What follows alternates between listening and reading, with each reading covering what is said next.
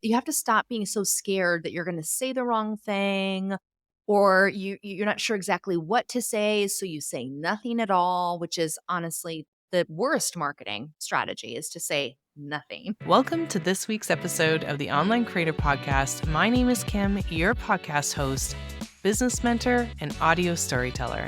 This show is a space to inspire through conversations and community to help us keep connected, keep inspired, and keep moving towards our goals. Expect to hear honest conversations and real-life experiences from entrepreneurs at every stage of business and from a wide range of industries. Find your confidence, see what is possible, and build the legacy that you have dreamed of. Let's get started. Welcome back to the Online Creator Podcast. This is episode 68, and today I'm joined with Candice Coppola. Candice is an author, podcast host, business coach, and entrepreneur who believes that you shouldn't have to do business alone. As a successful entrepreneur who grew a business from the spare bedroom of her home into a multi-country, multi-six-figure company, it's safe to say she's navigated the bumpy road of entrepreneurship. She started her company, Jubilee Events, during the recession in 2008 with no experience and no contacts. She grew it into a recognizable brand and team. Over 12 years, she worked with clients from all over the world and produced events in excess of 1 million. Candice's work and voice can be seen in many publications, but most recently and most notably in her 2 books. She works with wedding industry professionals, helping them build profitable businesses through her courses, resources, coaching, and membership. Today, we dig into what omnipresent marketing means to her, how she uses it in her business, her favorite marketing platforms, the power of blogging, and developing a content strategy that works for you. We touch on the YouTube strategy as well and the importance of starting small. I'm so excited you're here today to take a listen to this incredible conversation with Candice. It was a pleasure having her on the show, and I hope you will gain some knowledge, some tips, some tricks to implement in your business today, this week, tomorrow. Help me in welcoming Candice to the show. Hi, Candice. Thank you so much for joining me on the podcast today. Thanks for having me. Yes, it's been, actually, I think I found you on Threads, which is so crazy. I kind of left Yep. that platform for a while, came back, and I think a lot of us have done the same. So it's Hmm. been fun to connect with people over there. Yeah, I've enjoyed it. I'm a longtime Twitter user. I no longer use Twitter.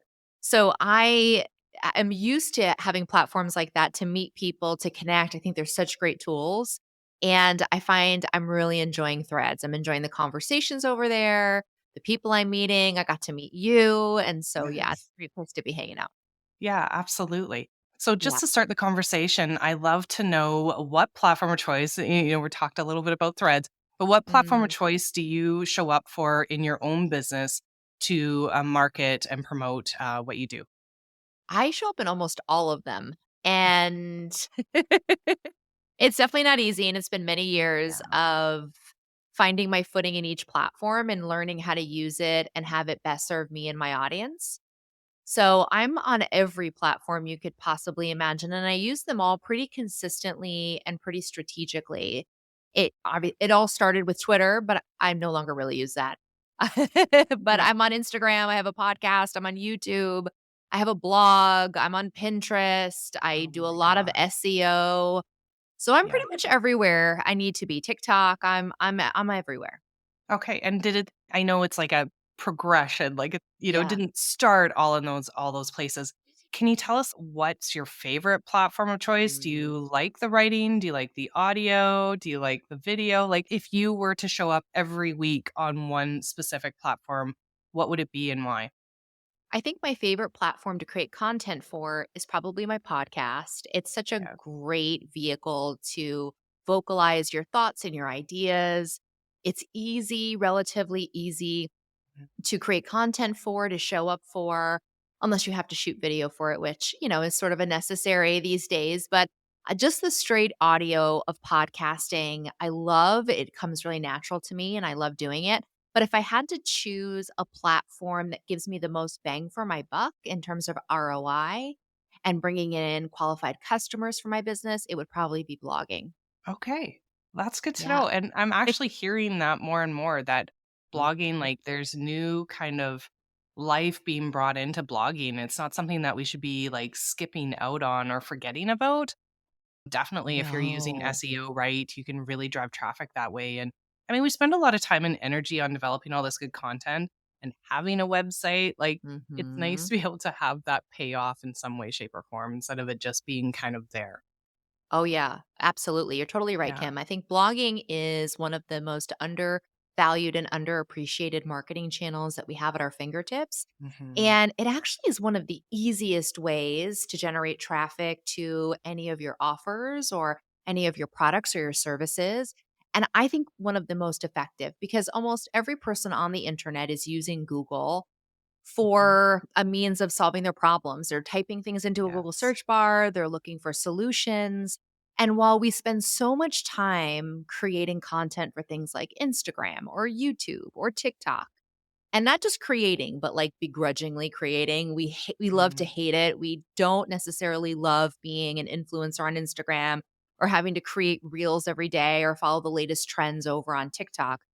Blogging gives you this amazing opportunity to create long form content that genuinely lives on for as Yes. long as it's uploaded to your website, letting new customers discover you and find you and get connected to some of your very best thoughts through the search Yeah. box. I'm a huge fan of evergreen, Oh yeah. content because it just keeps living on. And also the fact that you can breathe new life into some of those old articles, right? The Mhm. ones that are really engaged with the most, like, you Mhm. can change them up a bit, right? And to not be afraid of that, I guess, as well. We always think that we need to keep being newly Oh inspired, yeah. and that's what stops us with from even starting, right? Is like, what can we how can we possibly generate, 50 more podcast episodes this year when we've already done 150, right? It's But there's true. so many unique ways of doing that. Now, I know we talked about all the different platforms you're on. Is that what you would consider as omnipresent marketing, or is there a different spin to that? Like, what's your take on that? Great question. This is sort of a buzzword right now, Mhm. omni-channel, omnipresent marketing, and I define the term as being in all the places where your business should be to spread your message so that it can reach the right people. To me, marketing is sharing your message so that it attracts and reaches the right people and brings them to you. And omnipresent or omni-channel marketing is taking that message and being in every place a potential lead or customer is hanging out, being in all of those places, sharing your message so that they can find you and connect with you. Right, and I think you hit on a great point there too, is where your people are at. Because I Mhm. think people that are listening are like, "Okay, well, that's great. I'm a team of 1 or I'm a small Mhm. team. How do we be all the places?" So I Right. think the most important piece, like you said, is finding where your people are at. Yep. Because if they're not at TikTok, like, don't worry about all those short, Right. content video pieces that you need to create, but be where your people are at. And then is there like a process that you use that really helps like your clients or yourself work on so that you do it in a strategic way? I think over the years, I have developed a process for each individual platform. And I also have help. So I'm not doing Right. my marketing on my own. I have a podcast editor. I have Mm. a YouTube editor. I have somebody who does my copywriting and writes blog Yeah. posts for me. And so I am not doing this all on my own, but I am definitely spearheading the content and the strategy. I use Asana to manage my entire business. So having some type of project management platform for marketing, I think is important. It's kind of difficult to manage multiple different marketing channels and pieces of marketing without a hub or some kind of project I management agree. system in place. And then from there, I work with my team in that system. But I really, over the years, have learned what my audience needs to hear from me, what they struggle with at different stages of their own journey. And I just try to find ways to either create new content that speaks to those problems that they have and provides value, or take past content and bring new life to it. Meaning taking a past blog post and finding the 2024 spin to the content, republishing, or Yes. taking that blog post and making it into a YouTube video, giving somebody two options to consume. You can read or you can watch me present it on YouTube based on what your preference is and how you like to digest and take in info. Yeah, I love that. Have you been on YouTube for a while or is it something new? No, it's something new. I launched Okay. my channel at the end of 2022. And by launched, I mean like I put up a video. Yeah. I hear you. Yeah. And then in 2023, about I think it was around April or May, I started to get a little more serious about it. I hired a video editor and I started doing some more recording and doing it more consistently, really every week.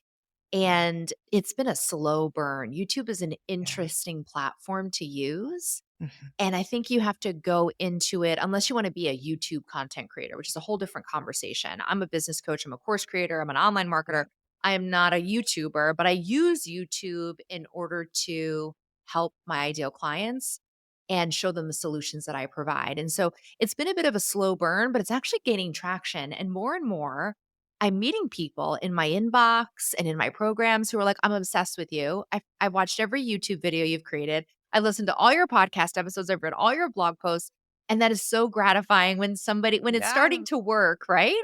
Yeah, Yeah. because we do put a lot of time and energy. And even if you have a bit of a small team that is helping you with all the editing, because don't even get me started, like podcasts are one thing, the video is Mhm. a whole nother beast.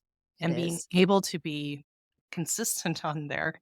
Mm. But I think also, I think a really important point is figuring out your why on that platform because Mhm. you can use podcasting, for example, in so many different ways, like for your business. Right. You can do that with YouTube as well, right? Right. And so I think it's important to really make sure that you understand, are you doing this to be the next big content creator? Or Right. are you doing this as a support mechanism to enhance your programs in your business? And I think that's like what you said. And it's another great search tool too. Like if people are Mhm. searching for, they're going to use YouTube as well if they're YouTube Oh, people, yeah. right? I mean, my husband lives and breathes on YouTube. Like he's learned Yep. so much Yep. on, you know, there's so many different topics. It's just not a platform that I go to learn. I tend to lean more onto podcasts because I can listen on Mhm. the go. But my husband does a different job, so he can spend hours watching, and I just can't do Yeah. that. But I think there's a specific audience and a specific reason for all of these platforms. Oh, 100%. So for me, when I decided to bring in YouTube, the strategy behind it was, well, we're ranking really great in our SEO targeted keywords. So Hmm. how can we not just be an article, but also visually rank? Because obviously YouTube is owned by Google. So I'm thinking to myself, how Yeah. can I double down on this and even enhance the SEO of my blog post by attaching the YouTube video equivalent into the Oh, blog so post? smart. How can we double down on this strategy in 2024 and beyond and really Yeah. try to bring in as many leads as we can, help as many people as we can. So that's really where the YouTube Mm, strategy started, but it evolved into also becoming this content bank of yeah. cornerstone content that I am creating that I feel like is relevant no matter the time or the place, that I hope is relevant 10 years from now, the advice I'm giving. Yes. And I'm really targeting wedding planners, aspiring wedding planners, new wedding planners on YouTube. That is my demographic. That is who I'm creating content for specifically. Yeah. So I'm creating this content and these great videos, how to get your first client, how what you should put on your website, fundamental business stuff that everybody has questions about. Yeah. And I plan to link to it and to reference it and to use it in my email marketing, nurture sequences for years to come, and have it Yeah. continue to work for me in the years to come, helping out my customer, but also helping them attach themselves to me, find out about me, and see all the tools and resources I have that can help them with their business.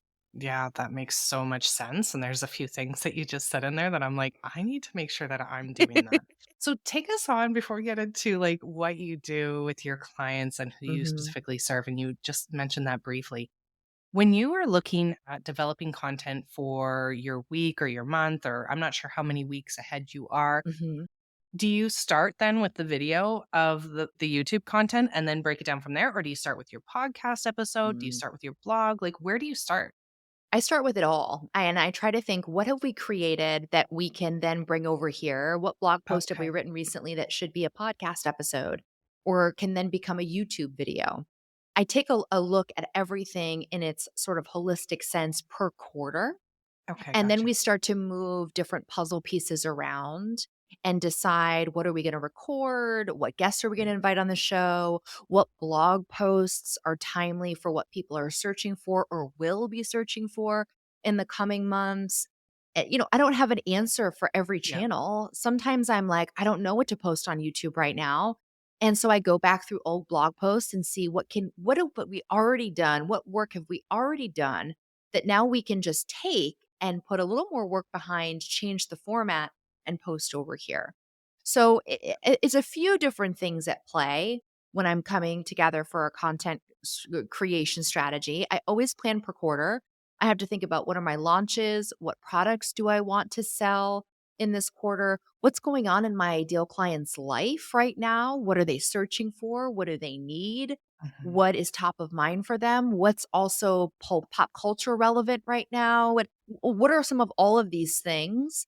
And then it's just kind of like a puzzle, putting it all together and Yeah. seeing what works and what sticks and what we have time for. I use Mhm. Asana, like I mentioned, and I also have a spreadsheet that maps out my content, the cadence, the flow of it. As a podcaster, Kim, you know that sometimes you don't want to just get granular in each episode, but you want to zoom out and be like, okay, Yeah. what are we missing? What have we not discussed? Or what Mhm. is redundant? What do we need to maybe schedule later on or something? So a spreadsheet helps me to also look at the content from, let's say, the entire season for the entire quarter and make sure the cadence is right, the scheduling is right, all of that. Yeah, and to make it as organic as possible, to not be planned out so far in the future Mhm. too that you're missing out on opportunities that maybe something just popped up in the wedding industry that Right. you really want to talk about, right? So Right. making sure there's flexibility in there, and I think that's really important as a creative, as Oh, an yeah. online business owner, entrepreneur, like, we constantly have to be pivoting and changing. So I think it is important to kind of zoom out, like you said, and see what's Mhm. going on. And then you can get really specific when you need to. So I love Yeah. that advice. Yeah. I think it's important to be flexible. Just the other day, Yeah. I came across a photo of Meryl Streep and Beyonce at the Grammys, and I'm like, this is instantly a meme. And so we made it into a meme. I downloaded it the next morning. I was asking my social media manager, what do you think? What are some, Hmm. captions you would throw over this meme as a wedding planner? We talked about a few.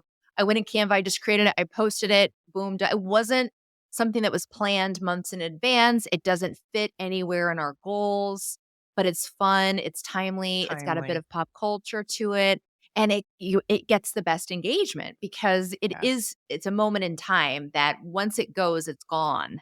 And so you have to be open Exactly. to capturing some of that stuff if including pop culture in your marketing is part of your overall strategy. Yeah, I love that. And I think I Yeah. saw that on a few people's the next day. And I mean, the Grammys were so fun to watch. I was so touched and moved by it this year. I don't know why. Oh my Maybe I'm a gosh. little more The emotional. Jo I know, but the Joni Mitchell, like, I can't Oh, tell you how many TikToks I watched of Joni Mitchell singing, and, like, we're all thinking about the Love Actually scene, like, my yeah, gosh. it was a great year for the Grammys for sure. So good, and on a, Yeah. like, crazy side note, Joni Mitchell was, like, actually she's Canadian, but I didn't actually realize she lived very close to where Oh, I'm from, wow. so I didn't That's know that, and I'm cool. a huge fan, like, I mean, she's You're just, like, practically related yeah, now. practically related. That is so funny. It was so good, it was so good. So, I'm gonna read this because I wanna make sure that I get it right, but you are a business coach for entrepreneurs, but specifically in the wedding industry, like you said, That's right. to help them build profitable and recognized businesses. Mhm. What are some missed opportunities or common things that you're seeing in the industry that are preventing them from kind of elevating, their business or their marketing strategy? So many things. I feel like I don't know where to begin. Marketing is Mm. hard. It's Yes. really, really hard, and most of us get into business because we have a knack for what we do in our business. And as creatives, we want to do the creative work in our business. We don't expect to be marketers. And I think most wedding pros come to a crossroads where they have to decide if they want their business to grow and if they want to attract a higher end clientele, that they need to double down on their marketing and they need to make time for it and they need to put themselves out there and they need to do things that make them uncomfortable and they need to become marketers. They're not just planners or photographers or caterers or whatever their skill set is, that they are also, and more importantly, marketers, and they need to sell, because without sales and without clients, you don't have anything, right?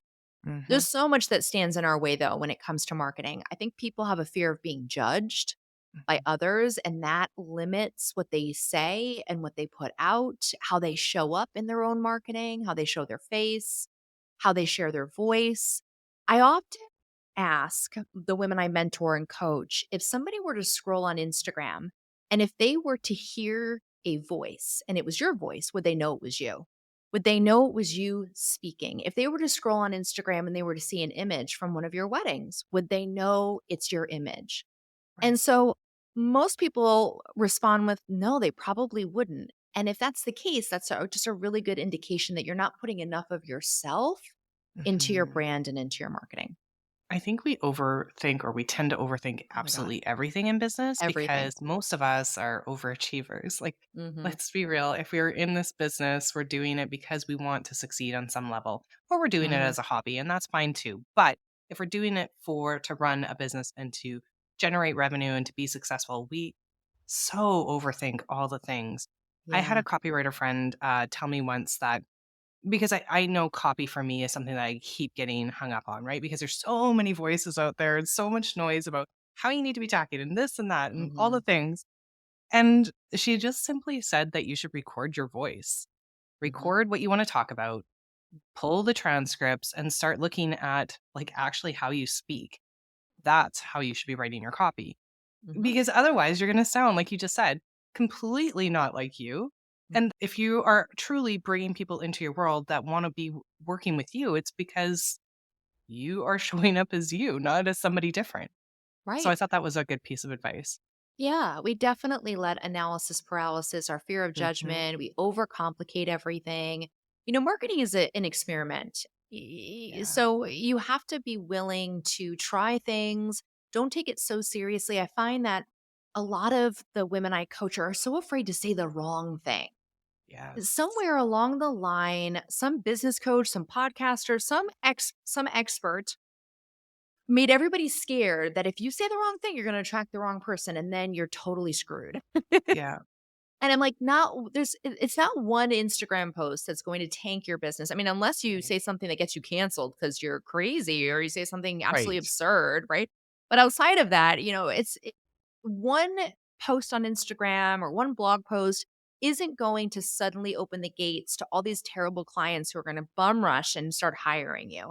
You have to stop being so scared that you're going to say the wrong thing, or you're not sure exactly what to say, so you say nothing at all, which is honestly the worst marketing strategy, is to say nothing. You let the silence do the talking for you. People wonder, are you still in business? Are you active? Are you proactive? I mean, they start having all these assumptions about you. But either Mhm. way, so many of us are scared to say the wrong thing that we end up saying nothing at all. Nothing.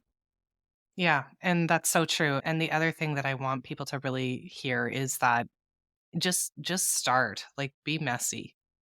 That's okay. Like, your YouTube channel was a work in progress. It still is. Mhm. So is mine. Like, so is my Yeah. podcast. If I wouldn't have quietly hit record and just quietly launched it, I never would have done Mhm.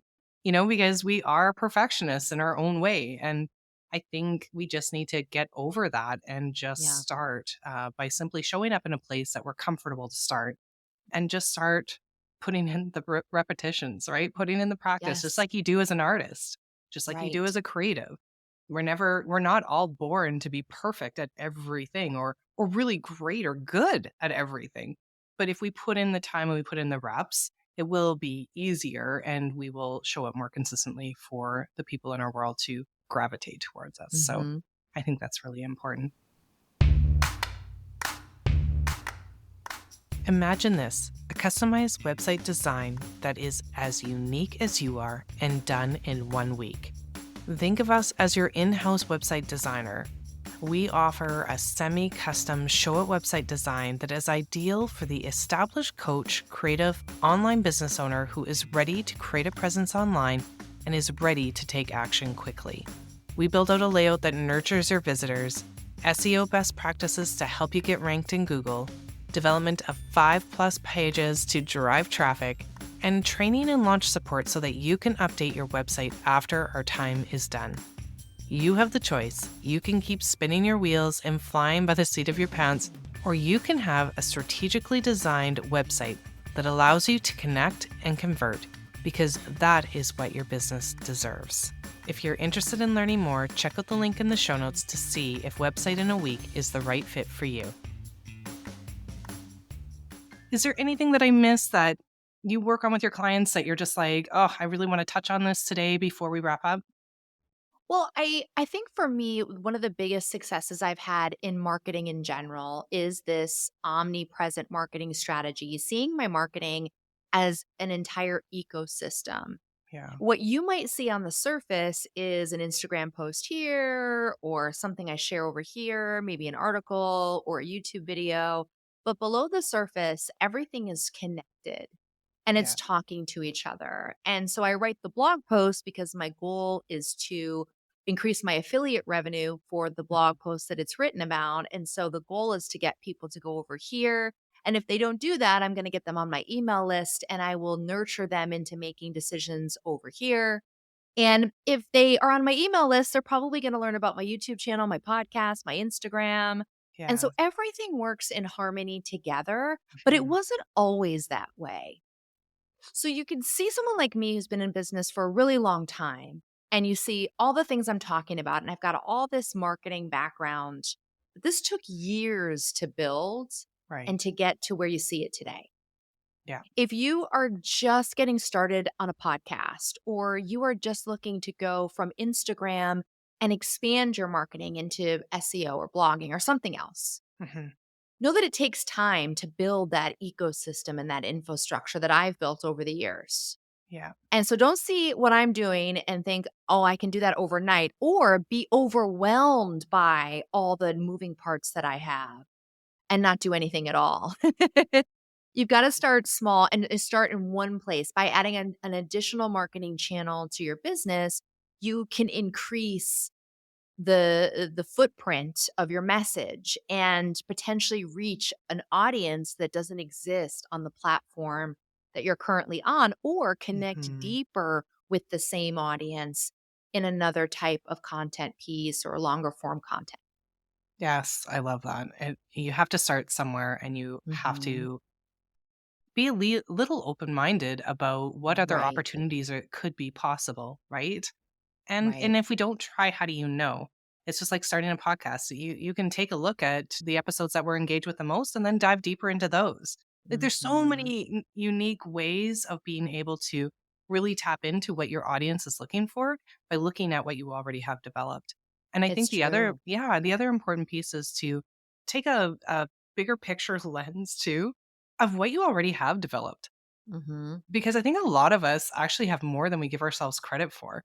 And if you Oh, yeah. actually take a look at what you already have developed, you could probably develop like your next 30 days of content with just what you already have and your knowledge base that you Mhm. already are, right? So, Completely, yeah. One of my favorite tricks is we bank all of the questions that we get asked by our students, whether it's in office hours and coaching calls. We bank all of the chats from Zoom, from all of our discussions.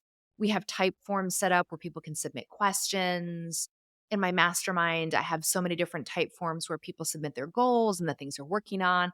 All this to say that all that information serves the unique purpose of whatever we created it for. Office hours questions are for questions for me to answer during office hours.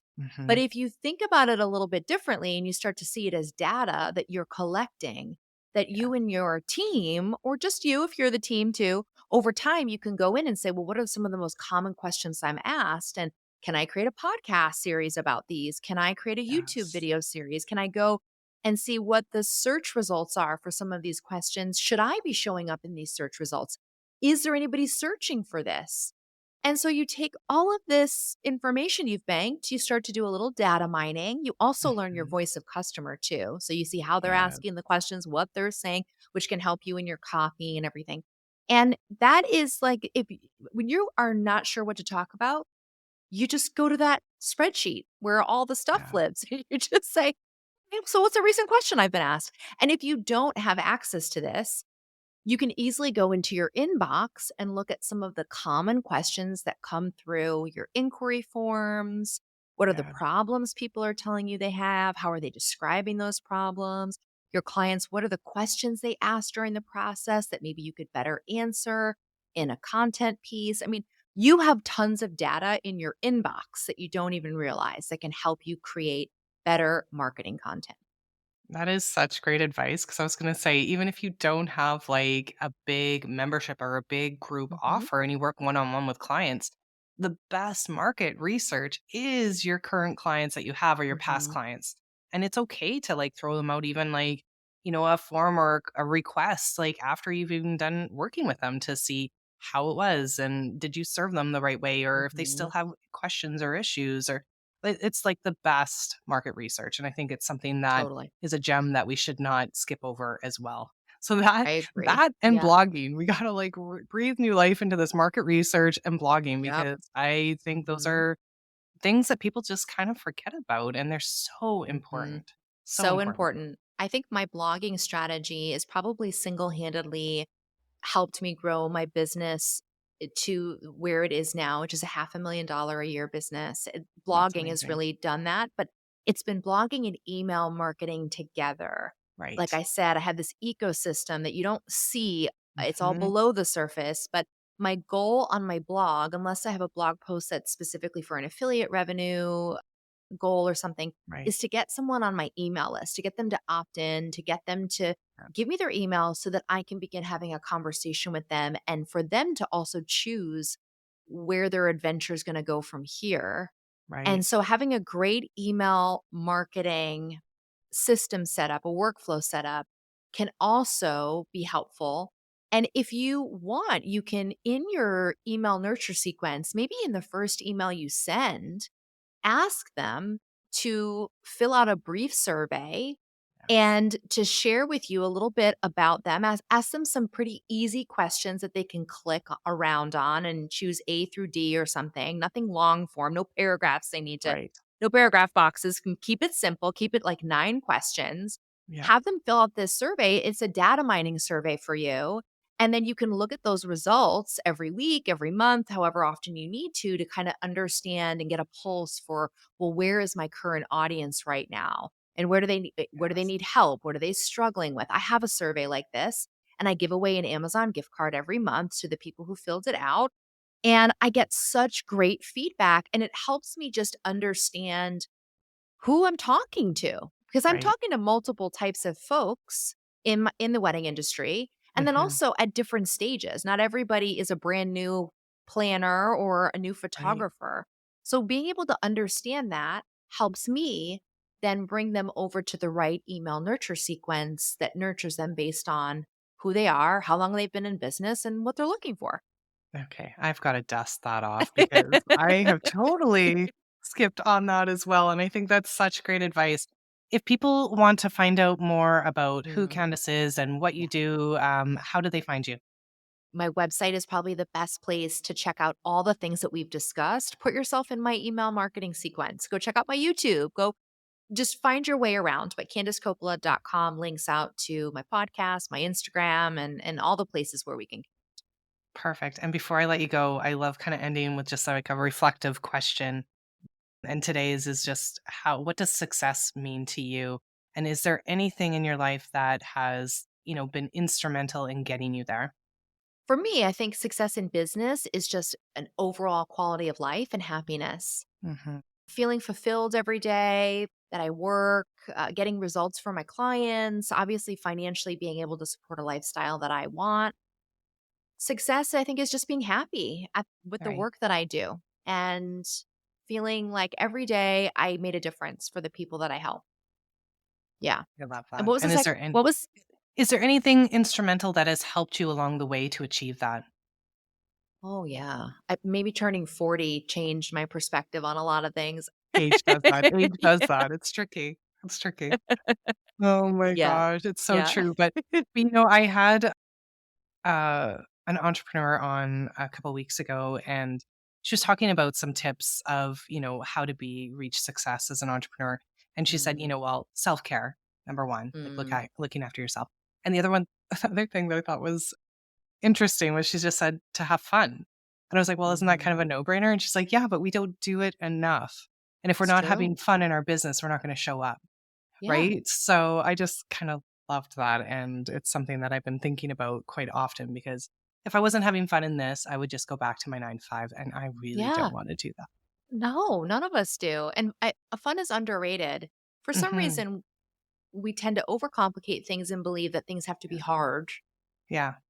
Goals have to be hard, that the projects we're doing, everything is difficult. It's got to be it's hard. Yes. I choose fun. When you Yeah. turn 40, you're like, "You know what? I want to have fun. I don't want to do anything that doesn't bring radical funness to my day." Yeah. Fun and Yeah. joy. This is what we need Enjoy. to be bringing more into our life because life Yeah, is too dang short and it's too it's true. stressful if we don't. Yes. Thank Yeah. you so much for spending the time with me. I love the conversation. I love the gentle reminders and just some really great tips because I think it's important to be thinking about marketing and promoting our business in different ways on the regular because again, we're doing this as a business, not a hobby. So I appreciate your time. Thanks for having me, Kim. Thanks again for tuning into this week's episode of the Online Creator Podcast. If you haven't subscribed to the show yet, please do so on your favorite media player. And come check us out over on YouTube, where you'll have full access to our episodes on video there. You can check out the important links mentioned in today's episode in the show notes, and please join the conversation over on Instagram at May and James Co. I'll see you next week.